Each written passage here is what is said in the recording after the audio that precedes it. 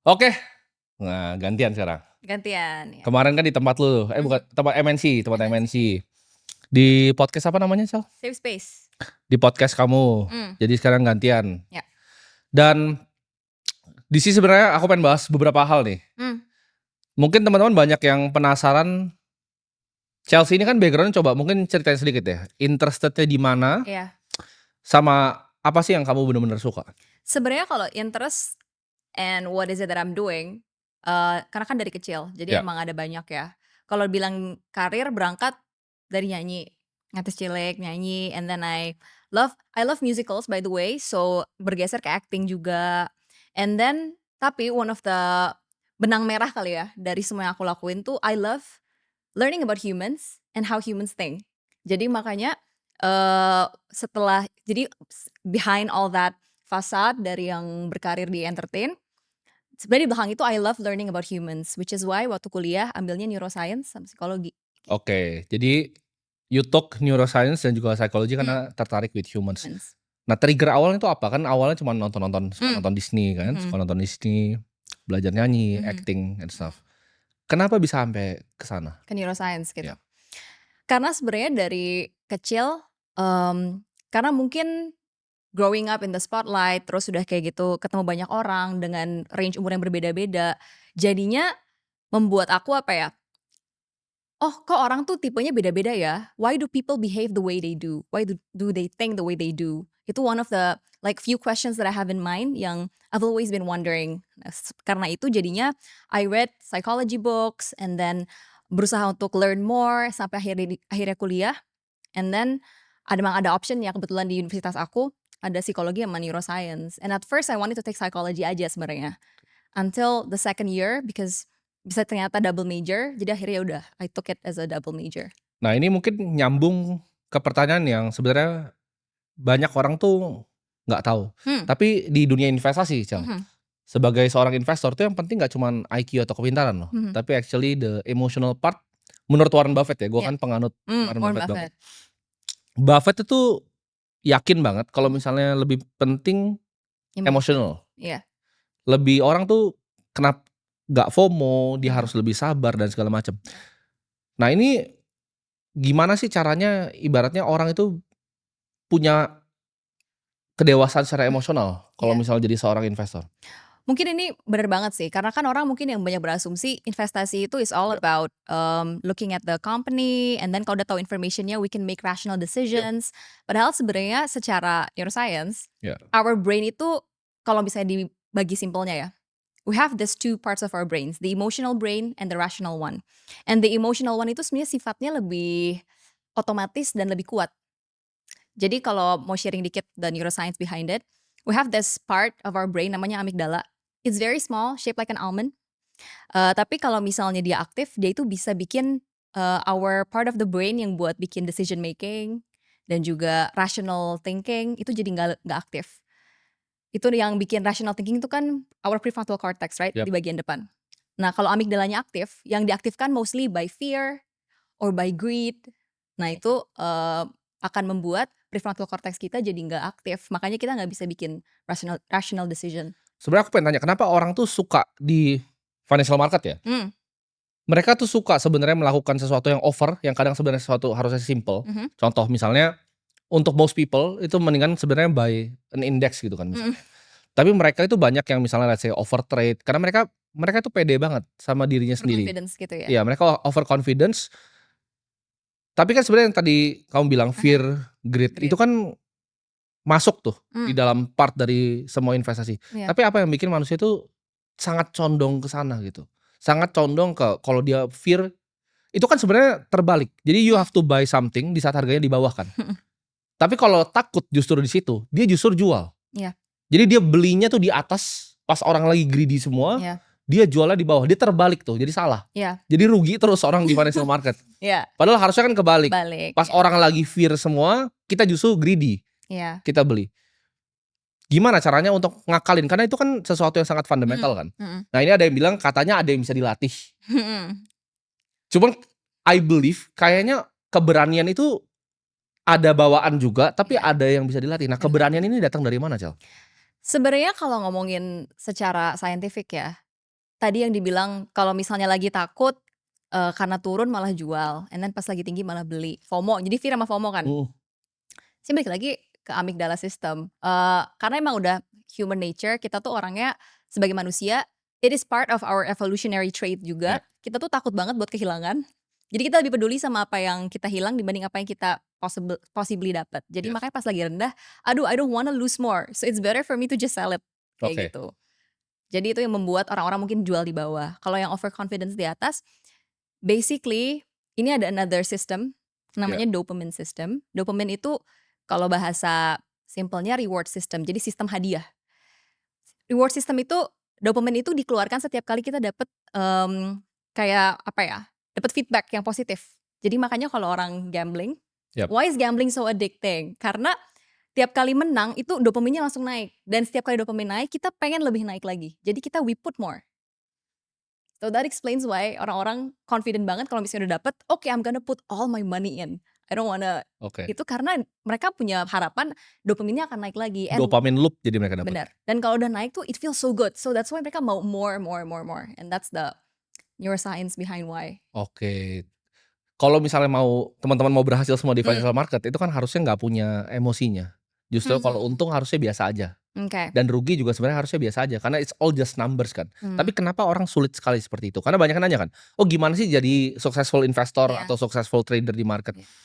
Kayak partner gue kan punya partner tuh, si Mas Kakak. Dia itu gak ada emosinya, Cal. Jadi either dia get a winning trade atau get a losing trade. Dia emosinya tuh udah hampir hilang. Jadi kayak robot sih orang. Tapi hampir hilang, bukan hilang sepenuhnya kan? Iya, bukan hilang sepenuhnya ya. Kadang kalau gede juga agak-agak ini. Kan, pasti kan. Karena sebenarnya kalau bilang emosinya harus dihilangkan, it's impossible because it's part of our nature. Emang udah punya kita pasti punya emosi. Dan kalau dibilang tadi ada bias-bias tadi, itu normal banget. Cuman mungkin one of the key steps in overcoming that adalah ya udah berarti be aware of the biases. And then tiap kali mau make a decision, keep in mind that I have this bias. In my opinion it helps sih. Kayak misalnya salah satu bias yang herding deh misalnya. Herding is people ngikutin orang lain. Kenapa sih? The fundamental reason adalah kita tuh sebagai manusia, kita nggak suka beda dari orang lain karena kesannya nggak safe. Nah ini gue menarik banget. Sebenarnya ini herding di semua aspek kehidupan, Cel. Sebenarnya nggak cuma di investasi. Contohnya deh, di jalan tol. Lu perhatiin nggak? Orang tuh kayak saya tadi keluar kan, ambil kanan, semuanya ambilnya maunya kanan. Gue tuh ambil kiri sih, orang kirinya kosong. Kenapa ya? Why do people do that? Padahal gerbangnya banyak, mereka ambil kanan semua. Ini mau jawaban psikologi apa neuroscience nih? Kita dari neuroscience dulu ya. Kita tuh punya di otak kita namanya mirror neurons. Jadi neuron cermin kalau bahasa Indonesianya, yang aktif ketika kita berinteraksi sosial dan juga kita mengikuti orang lain. Kenapa? Karena kita kan sebenarnya kalau tarik lagi ke zaman purba, kita kan hidupnya in a tribe kan. In tribes, kita selalu bareng-bareng karena it's one of the ways buat kita protect ourselves from danger. Jadi itu sebenarnya part of our evolution supaya kita tetap aman. Karena imagine if you walk alone in a forest and then ada hewan buas, you're gonna get attacked and you're gonna die. Jadi makanya sebenarnya itu normal banget to have that herding behavior. Karena sebagai manusia, kita pasti pengen, yang utama, our primary needs kan our safety ya. Kita paling peduli sama keselamatan kita dulu dong, nomor satu. Itu paling baseline. Nah itu dipenuhi dengan cara apa? Cara kita untuk bertahan hidup dan juga preventing ourselves to fall into danger adalah dengan melihat orang lain seperti apa and making sure kita nggak yang aneh banget dan melawan trends gitu. Nah ada salah satu bias yang sebenarnya tuh banyak banget orang yang jatuh ke sini. Confirmation bias. Contohnya, adek lu si Troy, dia suka nanya tuh, ini menurut lu gimana gitu. Tapi sebenarnya dia tuh seeking confirmation of something that he did gitu. Jadi kalau diiyakan, oh yang ini bagus, dia akan pasti lebih tambah pede. Dan dia akan cenderung, atau misalnya lu juga sama kan, lu akan cenderung untuk cari orang yang punya opini yang sama. Cherry picking lah, pilih-pilih. Jadi pilih-pilih. Instead of, ini emang trait manusia juga. Dibanding ada dua hal yang objektif, misalnya contoh ya, ada investasi A, investasi B. Misalnya kamu investasi di yang A nih ya kan, kamu akan cenderung cari opini dari orang yang punya pikiran yang sama dengan investasi A. Dibanding investasi B. Kamu kalau dikasih B, kamu kayak, saya gak punya B gitu loh. Kayaknya saya analisanya A deh. Hmm. Kenapa itu? Kenapa bisa begitu? Tahu nggak kenapa? Karena manusia itu lebih suka yang gampang. Padahal ini aku pribadi ya, kalau cari investasi, aku selalu cari yang punya opposite view. Ya. Misalnya mau buka outlet nih, tempatnya tanahnya di sini. Kita cari opposite view. Oh, bener nggak di sini tanahnya? Atau misalnya investasi di A gitu. I have to challenge myself. How do I know I'm right? Dibanding bener terus cari validasi. Ini bener nggak? Ini bener nggak? Misalnya contoh saham BCA gitu. Cari validasi gitu. Oh ini, oh dia juga beli BCA. Oh dia juga beli BCA. Oh dia juga beli BCA. Sebenarnya yang benar itu cross check. Karena kan kita sebenarnya ada perbedaan loh mana yang benar sama mana yang kebanyakan. Opini yang maksudnya view yang orang lain kebanyakan setuju itu belum tentu benar. So if your main virtue is seeking truth, ya emang harus cross check. Itu udah paling basic lah. Cuman balik lagi, human nature, it's the way our brain is wired. Kita tuh emang yang paling peduli efficiency. So we don't wanna get tired. Kita nggak mau capek mikir, nggak mau susah. Emang udah basicnya, ibaratnya insting dasar kita tuh pengen yang gampang. Jadi makanya orang-orang mungkin, especially kalau misalnya udah apa ya, ada this term namanya cognitive load di neuroscience. Jadi kalau cognitive load itu ibaratnya beban kognisi lah ya, beban pikiran. Kalau misalnya cognitive loadnya udah tinggi banget, kita tuh udah nggak bisa lagi mikir secara rasional sebenarnya. Jadi kebayang banget kalau misalnya orang-orang, let's say di luar sana yang mungkin lagi nonton juga, udah stres nih, misalnya stres sama kehidupan atau mungkin stres sama kedepannya harus kayak gimana dan macam sebagainya, kan pasti pikirannya udah penuh tuh sama those stress, right? Untuk bisa mikir rasional tuh lebih sulit pasti. Karena emang secara bisa dibilang, pernah nonton film Lucy nggak? Pernah. Nah, dia kan intinya dia bilang the premise adalah dia bisa sampai 100% Unlocking human brain. Itu ada benernya nggak tapi? Sebenarnya enggak sih, itu nggak bisa kan? Nggak bisa. Cuman bisa dibilang salah satu message yang diambil dari film itu, otak kita tuh punya kapasitas. Jadi bayangin kayak otak kita tuh gini, our attention sama cognitive power itu di 1 gelas, let's say 1 liter. Kalau kita bagi-bagi, misalnya mikirin, aduh harus mikirin tugas rumah misalnya, and then mikirin lagi kerjaan, terus mikirin misalnya hari ini jalan harus gimana ya decision yang harus dibikin. Itu kan berarti dari 1 liter itu kita bagi ke 3 gelas. Bayangin lagi kita bagi lagi karena kan buat bisa bikin rational decision and then do cross check kan ngabisin energi yang banyak ya. Bayangin kalau udah diisi ke 3 gelas, sisanya dikit banget. Paham gak sih? Jadi udah there's nothing to pour anymore. Ini sebenarnya masuk ke pertanyaan yang banyak sebenarnya orang tanyain kan ke aku pribadi. Kerja lu tuh gampang katanya. Misalnya my friends kerja lu tuh gampang, lu cuman invest, terus lu dapat duit dari duit lu. Padahal kan sebenarnya load mental tadi tuh lebih besar dibanding mungkin semua kerjaan mereka setahun kan. The way I put the buckets di secara kognitif nih, oh ini sebenarnya di sini sambil nimbang yang ini bener atau salah, yang ini atau bener. Dan setiap hari for 24 jam. Jadi menjadi seorang ibaratnya investor atau yang bekerja dengan sangat dengan pikiran tuh bisa jadi lebih berat kan dibanding pekerjaan fisik. Bisa jadi lebih berat. Cuman nggak bisa dipungkirin pekerjaan fisik akan juga mempengaruhi our cognitive load. Karena kan gimana ya, misalnya kerjaan fisik nih yang harus kemana-mana, tetap aja harus mikir kan. Semuanya sebenarnya butuh pikiran. Cuman emang beda presentasenya, beda porsinya, dan maybe one of the key reasons kenapa you can do what you do is because you're focused on what you're doing and you're very persistent. I feel like itu yang paling jadi formula buat bisa to be successful in achieving what people wanna achieve. Tapi apakah itu bisa dilatih, Cel? Atau itu bawaan lahir? Karena kayak tadi nih, bias-bias yang aku sebutin tadi, I've known it dari kecil sebenarnya. Kayak orang tuh suka ngikutin orang lain kayak berbaris gitu. Aku suka masuk main sendiri pas masih TK. Atau misalnya yang lain deh, kayak jalan tol gitu. Dari pertama bisa nyetir mobil aja selalu cari yang beda sendiri gitu loh. Apakah itu bawaan lahir atau itu something that you can train? Kayak misalnya contoh delay gratification. Dari kecil aku tuh masih naik motor gitu loh. Naik motor, mobil pun beli yang bekas, itu di saat punya duit yang cukup untuk, kalau orang bilang untuk pamer kan. Kemampuan itu apakah emang bawaan lahir atau something you can train? Sebenarnya ini masih jadi perdebatan sih. Ada yang dibilang nature versus nurture debate. Ya. Jadi masih jadi perdebatan buat para psikolog, buat para neuroscientist. Sebenarnya yang terjadi tuh apa sih? Karena kan emang even our consciousness aja tuh masih jadi sebuah big question gitu. Ya. Jadi banyak banget pertanyaan di ilmu psikologi dan juga neuroscience yang belum bisa menjawab itu. Cuman kalau ini based on my experience and then also observing people, I feel like semua trait itu, at least most traits, itu mostly hasil dari kombinasi genetik sama environment. Oke. Jadi gak ada, oh ini pasti full karena genetik, oh ini pasti full karena environment. I feel like itu gak bisa dilepaskan gitu loh. Karena kan Oke. secara tidak langsung, kalau misalnya kita ngomongin kayak twin studies gitu. Ada twin studies yang menunjukkan bahwa environment yang play a huge part. Tapi ada juga another twin studies yang try to replicate that, genetic juga play a part. So it's still a big question. Mungkin pertanyaanku gini, karena it's something yang menurut aku simple gitu. Tapi harus dijelaskan kalau ke orang lain. Iya. Jadi mereka tuh mikir itu nggak intuitif. Sedangkan aku dari kecil mikir itu udah intuitif. Untuk misalnya jadi kontrarian, ngelawan arus. Nggak ikutin herding. Karena aku nggak pernah ngikutin. Jadi misalnya contoh, zaman SD. Aku kan pernah juga kan.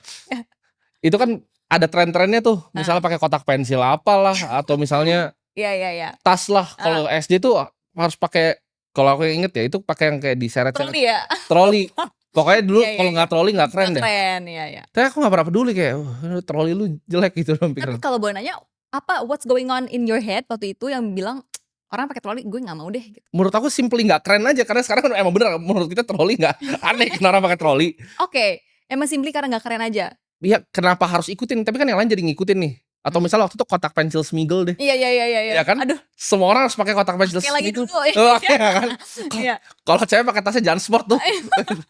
Iya. Kalau nggak itu nggak keren. Aku kayak, apa sih ini? Kayak apa sih gitu? Oke, berarti bisa dibilang you're one of the few people yang nggak following those biases. So it's very intuitive for you to nggak ngikutin apa kata orang kan. Bener. Jadi ketika di investasi sekarang, gampang banget untuk kayak, mereka semua kesini, ya aku ke tempat yang lain. Tapi ada nggak the way you were raised when you were a kid, dari kecil banget, yang you think affect that? Mungkin bokap aku ya, dia lumayan challenge sih. Kadang misalnya kalau ditanya sesuatu, dia kan kerja di IT kan. Jadi very logical, dan dia salah satu orang paling pintar yang pernah ketemu. Dia selalu tanya, gimana cara you know you're right gitu loh. Jadi kalau misalnya dia tanya, ini kenapa begini, I have to come up with the thesis yang memuaskan dia gitu. Berarti dia mengajarkan kamu untuk gak blatantly believe what people say and then what's given to you, right? Berarti buat jadi lebih, secara tidak langsung itu shape you to not follow the herd. Ya gak sih? Karena berarti dari kecil udah di-challenge, udah dibikin mikir. So itu sebenarnya gak bisa dibilang purely genetics juga. Even though it might be, tapi dari since you were a kid, that's the way you were raised juga. So itu yang bikin the environment that shaped you to be the person you are, yang gak ngikutin apa kata orang juga. Oke. Nah ini aku ada pertanyaan, gimana caranya investor atau pelaku di pasar itu gak FOMO, Cel? Karena ini salah satu yang paling parah menurut aku. Misalnya mereka dengar sesuatu yang muncul di TikTok gitu. Langsung FOMO gitu. Contoh misalnya, aku pernah ngomong A lah gitu. 6 bulan lalu. Mereka baru dengernya sekarang nih. FOMO itu, ayo kita beli gitu. Kayak it's like monkey brainnya nyala, tau gak? Jadi kayak itu kan ada meme-nya tuh. Jadi monkey lizard brain, neuron activation. Nah, jadi neuron activationnya nyala. Terus oke, so gue beli gitu. Iya. Gimana supaya gak FOMO? Gimana caranya matiin monkey brainnya itu? Jadi biar nggak begitu neuron activation, terus langsung yuk kita pencet beli. Sebenarnya ya, matiin monkey brain. Ya tadi what I said from the beginning, itu kan berarti our emotional brain kan? Itu emang lebih kuat sifatnya. Makanya it's very tricky, it's very hard to turn off. Tapi learning about the fact that we have that, I feel kita bisa jadi lebih berpikir 2 kali lah at least. Jadi ada remnya. I feel like some people tuh gini, kalau ibarat ada kereta kuda sama ada yang ngendarain. I feel some people tuh gak bisa ngendarain kudanya. Logikanya tuh gak bisa kendarain mereka punya emotional behavior. Contoh ya, aku sebut misalnya sini ya, kita sebut ya. Misalnya ada saham ABC gitu, atau koin kripto ABC yang ada di portofolio aku sekarang. Percaya gak? Mungkin ada dari sini kayak 20-25% yang langsung beli itu. without even researching. Karena mereka kena bias, karena mereka rasa itu Timothy beli, Timothy lebih pintar dari saya akan beli. Dan lebih gampang juga buat mereka tinggal copy aja kan. Iya, padahal nggak tahu besok bisa saya jual gitu kan. Kenapa? Why do people do those stuff? Dan kenapa mereka secara logik mereka nggak bisa kendarain kuda yang which is the emotion part? Well, sebenarnya tadi sih yang dibahas kan dari awal kita udah bilang soal the emotional part. Terus udah kayak gitu, ya itu our reward system mereka aktif ketika mereka lihat ada possible chance winning more. Oke. Ya kan? Jadi mereka aktif, oke, FOMO langsung beli gitu. Yeah. Nah, padahal sebenarnya that's the wrong thing to do. Karena kan ketika FOMO berarti yang aktif itu bukan our prefrontal cortex, bukan yang rational decision loh. Oke. FOMO itu sebenarnya activity-nya apa sih? Ya udah our limbic system, our emotional side. Yeah. Nah, our limbic system itu ya udah sifatnya otomatis tanpa banyak mikir, langsung gas aja. Nah, itu sebenarnya salah. Nah, makanya kalau misalnya buat orang-orang yang ngerasa, oke, I wanna do this. Ini kalau one of my tips ya. Kalau lagi pengen banget sesuatu, ini pokoknya harus sekarang. Coba take a deep breath dulu. And then you wait for a while, maybe for 5 minutes to 10 minutes. Yeah. And then you go back to what you think you wanna do. Contohnya nih, mereka misalnya ini kan banyak banget. Sebenarnya yang kita bahas dari tadi itu nggak cuma sekedar di investasi kan. Yeah, tapi in real life, contohnya misalnya ada artis A gitu. Yeah. Kenapa? Mereka langsung FOMO, ya kan, langsung tangan itu langsung tahu faktanya tuh kagak, ya kan? Tahu isinya kagak, tapi mereka tuh cepet banget. Why do people do that gitu? Why do people maksudnya berarti follow the herd kan, follow the trend. Follow the trend, tapi misalnya gini, something yang mereka bahkan nggak tahu gitu loh kebenarannya, apakah itu benar atau enggak. Tapi mereka karena orang pernah lihat gak sih narasi itu switch dari A ke B cepet banget. Yeah. Jadi misalnya ada A kena kasus nih karena si pacarnya yang cowok ngomong gitu misalnya kan. Yeah. Tiba-tiba yang satunya klarifikasi terus jadi semuanya kesini gitu loh. Ngerti. Padahal mereka belum dengar both side of the story, nggak tahu cerita secara full, langsung hajar dulu. Kalau kasus ini kan berarti agak apa ya, orang gak tahu keadaannya apa tapi asal ngomong. Ya. Gitu ya berarti ya. Tapi itu kan itu ada triggering secara nggak tahu psikologi atau neuroscience di bagian FOMO-nya kan. Terus mereka cepat banget kan ketika berarti langsung. Sebenarnya ada berbagai alasan juga sih. FOMO bisa, terus mungkin apa ya? Sebenarnya kalau soal ngetik-ngetik dan juga nulis-nulis di komentar, it can be rewarding for some people. Entertaining. It's entertaining. Karena hidupnya menyedihkan kebanyakan. Karena sebenarnya manusia secara dasarnya we seek novelty. Kita selalu berusaha cari yang beda kan. Karena kalau enggak hidup tuh flat, boring. Gini, kayak kemarin aku sempat kirim kan. Aku punya partner yang dia ngajar, cuma ngajar dan komentarnya kacau banget kan. Itu kenapa tapi di mereka ngelihat entertaining kah? Mereka ngelihat bahwa mereka mungkin ngaca setiap pagi, hidupnya jelek, susah lah hidupnya. Jadi mereka venting out to others yang mungkin di mereka tuh cuman asal ngetik aja. Ya, sebenarnya tiap orang kan beda-beda ya. Karena sebenarnya yang paling kompleks adalah kita nggak bisa tahu core motivation dari tiap orang nulis tuh apa. Ada yang mungkin karena FOMO aja, ada yang mungkin kalau yang initiate mungkin emang selama ini ada nyimpen kepahitan apa kan kita nggak tahu ya. Maksudnya the main reason tiap orang nulis atau ngomong sesuatu tuh nggak ada yang tahu. Cuman kalau misalnya following around, ya itu karena it is rewarding for them. Rewardingnya in what way? Ada sesuatu karena kalau misalnya ada apa ya? Kalau misalnya hidup tentram damai flat aja tuh it's boring. Karena basically nggak ada spike dari dopamin, nggak ada, serotonin nggak ada, semua nggak ada. Berarti kebanyakan hidupnya yang flat kan yang begitu kan? Kebanyakan yang flat. Karena if people are busy, ngetik di KRL tuh kan. Karena kalau udah sibuk, terus udah banyak yang happening, ya itu tadi bilang cognitive load-nya kan berarti alokasinya kayak yang lain kan. Makanya kayak seumur hidup ya, I've never made satu hate comment ke anyone. I guess kamu juga pasti nggak pernah kan? Karena ngapain gitu loh buang energi untuk nge-hate orang atau buang energi untuk bikin narasi begitu kan? I know for some people it's their job kan, ya kan? Buat kayak oknum jurnalis kan it's their job untuk get clicks, right? Cuman I don't think it's fair lah kayak begitu. What do you think? Kenapa begitu orang punya trigger untuk melakukan itu kenapa? Ya itu sebenarnya trigger untuk ngelakuinnya kalau yang ngikut-ngikut orang lain novelty seeking. It's just novelty seeking. And then ini salah satu cara untuk bonding juga lewat itu. Really? Ya, Karena gini, Explain. eh kita menemukan orang yang opininya sama sama kita, terus cara pandangnya sama sama kita, serasa saling support kan. Oh, jadi bisa jadi kayak kubu haters gitu? Iya, jadi kayak berasa, wih, makanya banyak yang misalnya kayak, movement-movement itu kan works ketika let's say nih ya waktu zaman, eee, I think 2015 or 2016 I forgot, tapi ada yang kayak movement kayak gender equality, something like that. Makanya mereka trying so hard buat, narik key figures, right? Karena kalau key figures itu pasti dia have something to say and people follow them. Nah, buat for the people yang Ya. follow them supaya ngerasa relate to the artist kan or the key figures tadi, itu one of the ways adalah dengan Ya. menyelaraskan opini mereka. Jadi Ya. mereka merasa in one unity gitu loh. Makanya that explains juga kalau zaman-zaman tahun berapa ya, maybe 60s, 70s ada banyak cult and all of that, karena itu kalau misalnya orang yang punya opininya sama and then view-nya sama, it increases their bonding juga. Jadi berasanya erat banget, gitu. That explain sih. Iya. Mungkin kenapa mereka itu, karena mereka bergrup gitu kan. Bergrup banget, ngerasa bonding banget, and then especially kalau bisa ngobrolin shared experience ya. Misalnya nih, "Iya, I experience this," and then another one comment, "I also experience the same." Itu Oh, berasa kayak support group. support group banget. Ini kita mungkin beralih ke topik sekolah ya. Mmm, Karena Ninja itu one of the project yang kita sempat bahas juga. mhm, Jadi awalnya Chelsea bilang dia apa namanya, punya panggilan di teaching juga, punya mmm, passion untuk ngajar.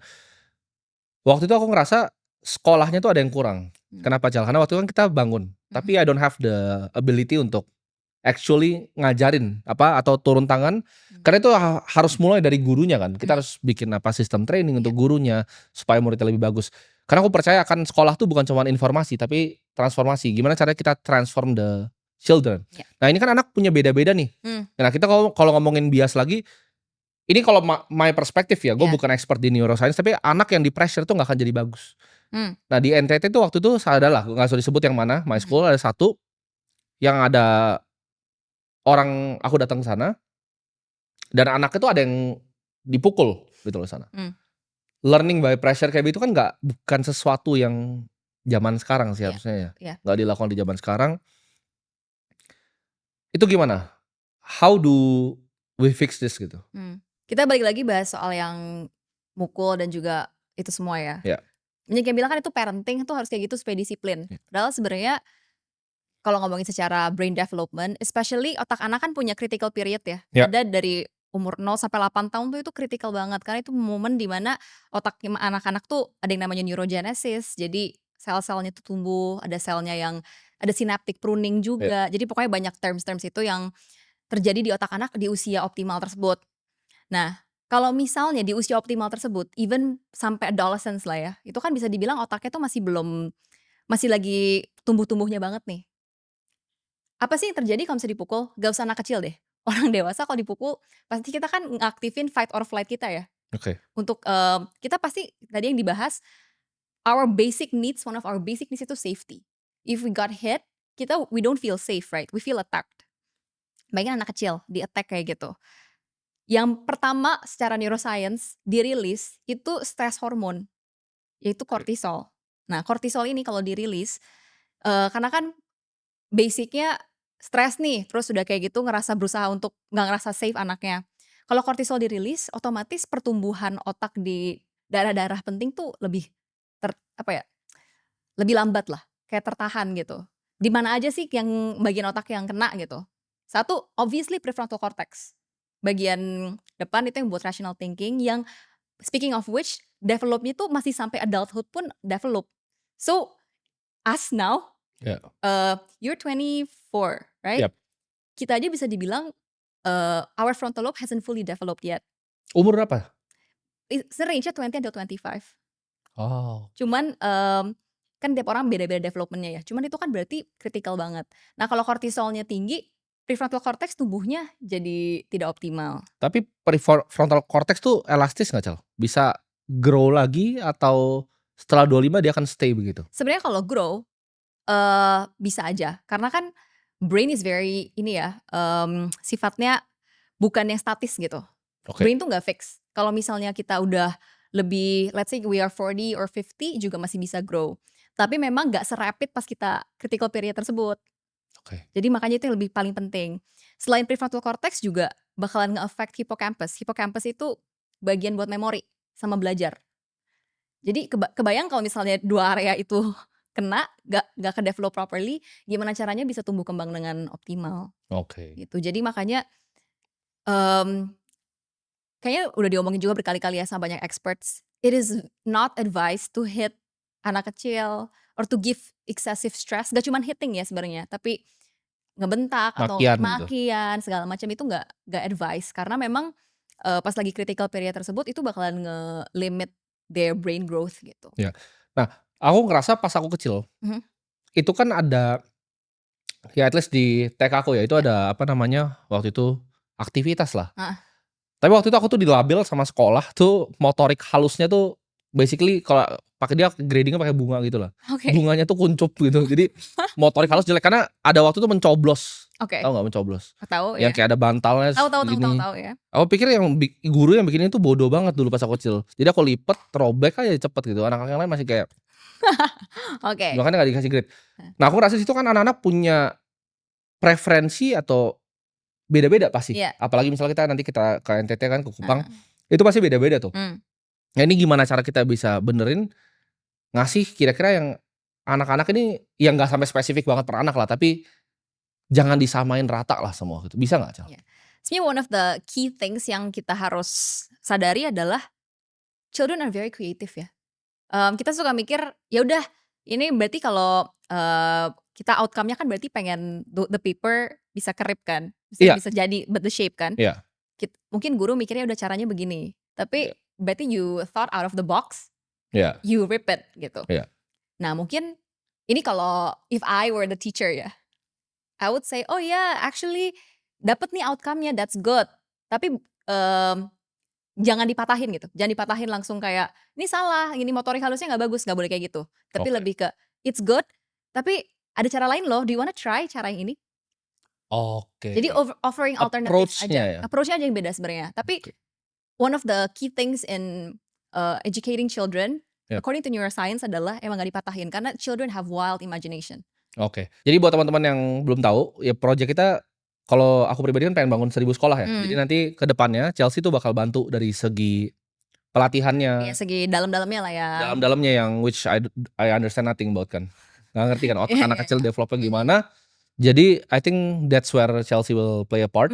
Jadi semoga ya kita bisa bangun 1000 ya. Semoga ya. Karena memang one of the yang paling menarik adalah, our interest and also apa ya, ya bisa dibilang panggilan kali ya, calling kali ya, itu emang education gitu. Teaching kan. Teaching Ya, ya. I like teaching and you like I like teaching tuh. teaching ya. Jadi cuman mungkin emang beda topik Ya. and beda approach. Beda approach. Beda approach. Cuman one of the apa ya, bisa dibilang common goal-nya adalah emang education gitu. Yap. Jadi makanya it's very nice, bisa I think work together supaya karena emang visi misinya juga arahnya ke sana. Ya. Jadi itu project yang kita udah plan sih dari berapa 2 bulan lalu ya. Yeah, I think around that time ya. Jadi 2 bulan lalu sempat ketemu juga ya kan. Kita bahas gimana caranya kita bisa improve pendidikan Indonesia gitu kan. Ya. Tapi malah ya begitu kan, orang kan ada yang FOMO kan langsung. Ya. Tapi memang apa ya, the banter emang it's apa our common goals emang ke sana sih gitu. Oke.